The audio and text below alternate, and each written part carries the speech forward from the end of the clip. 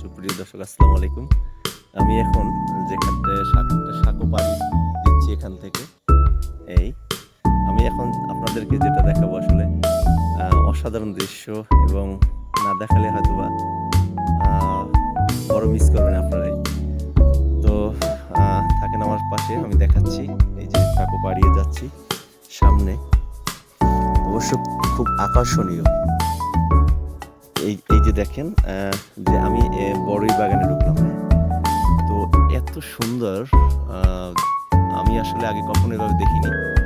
অনেক বড় বড় বড়ই গাছে হয়ে আছে, আর এগুলো অসাধারণ মিষ্টি। আমি অবশ্য এখানে আসার আগে আমি এই বড়ই সম্বন্ধে অনেকটাই জেনে নিয়েছিলাম যে এত সুন্দর বড়ই এখানে, তবে আমার তো দেখতে যেতে হবে। তো আমি হুট করে চলে আসলাম বাইক নিয়ে। ওই যে আমার বাইক রাখা আছে, ওই যে দেখতেই পাচ্ছেন।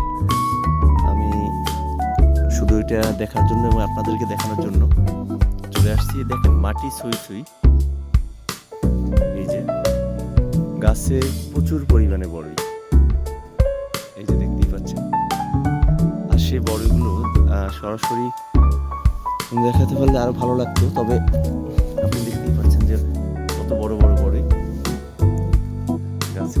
তো এখানে গাছে প্রচুর পরিমাণে বড়ই রয়েছে। এখানে দেখেন ছোট গাছ, অবশ্য গাছটা খুব একটা বড় নয়, কিন্তু গাছে বড়ই সে যেন আর্ট করে রেখেছে সেই রকম। তো দেখেন, আমি দেখাচ্ছি, আমি একদম বাগানের ভিতরে ঢুকে গেছি। এই যে একদম ভিতরে ঢুকে গেছি বাগানের। আমার পিছনে, সামনে, চারিদিকে আমি ঘুরেই দেখাচ্ছি। যে দেখেন শুধু বড়ই গাছ আর বড়ই গাছ। যে এই নিচটা দেখেছি, এখানে অবশ্য চেয়ার সেটিং আছে, আপনারা বসতে পারেন। আর বড়ই আমার আসলে অবাক করে দিয়েছে আমাকে। আপনারা একটু দেখাচ্ছি, এই যে একটু নিয়ে দেখালে বুঝতে পারছি। এই যে